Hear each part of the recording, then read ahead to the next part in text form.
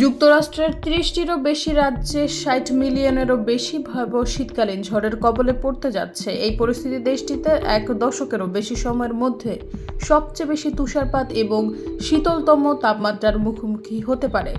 যুক্তরাষ্ট্রের উত্তরে তীব্র শীতের প্রবাহ ও তুষার ঝড়ের ফলে ৭টি রাজ্যে জরুরি অবস্থা জারি করা হয়েছে। মধ্য পশ্চিমে তুষার ঝড়ের প্রভাবের ফলে কোটি মানুষকে সতর্কতার আওতায় আনা হয়েছে। নতুন শীতকালীন এই ঝড় ধীরে ধীরে পূর্ব উপকূলের দিকে এগিয়ে যাচ্ছে বলে আবহাওয়া দপ্তর জানিয়েছে। ঝড়ের ফলে হাজার হাজার ফ্লাইট বিলম্বিত বা বাতিল হয়েছে, অনেক বন্ধ হয়ে গেছে এবং স্কুল বন্ধও ঘোষণা করা হয়েছে। ডেকোটা থেকে ডেলাওয়্যার শীতকালীন আবহাওয়া সতর্কবার্তার আওতায় রয়েছে। ঝড়টি সোমবার পর্যন্ত চলমান থাকবে বলে পূর্বাভাস রয়েছে। কানসাস সিটি, ভার্জিনিয়া ও মিসৌরিতে তুষারপাত ও বরফের কারণে রাস্তা বিপজ্জনক হয়ে উঠেছে, যেখানে জরুরি অবস্থা ঘোষণা করা হয়েছে। মিড আটলান্টিকের বাল্টিমোর, ওয়াশিংটন ডিসি ও ভার্জিনিয়ার রিচমন্ডে আজ সোমবার সকালে গুরুত্বপূর্ণ ভ্রমণ বাধা সৃষ্টি হতে পারে বলে সতর্ক করা হয়েছে।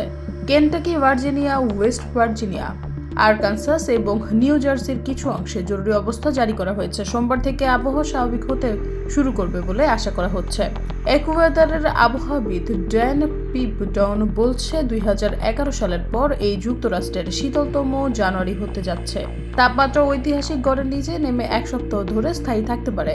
এনডব্লিউএস জানিয়েছে, যুক্তরাষ্ট্রের পূর্ব উপকূলের নিম্ন তাপমাত্রা বজায় থাকবে। এছাড়া মধ্যাঞ্চলের প্রত্যাহিক জীবনযাপনে ব্যাঘাত ঘটতে পারে এবং সবকিছু বন্ধ হয়ে যেতে পারে। কানসাস ও ইন্ডিয়ানার কোথাও কোথাও ৮ ইঞ্চি পুরো তুষারপাত হতে পারে। মধ্য পশ্চিমের কিছু অংশে তুষার ঝড়ের আশঙ্কা আছে। বরফ ও তুষারের কারণে বিদ্যুৎ সরবরাহ বিঘ্ন হওয়ার সম্ভাবনা রয়েছে। এদিকে যুক্তরাজ্যে গতকাল রবিবার ভয়াবহ তুষারপাতের কারণে বিমান যাত্রা ব্যাহত হয়েছে। ভারী তুষারপাতে ব্যাহত হয়েছে জীবনযাত্রা।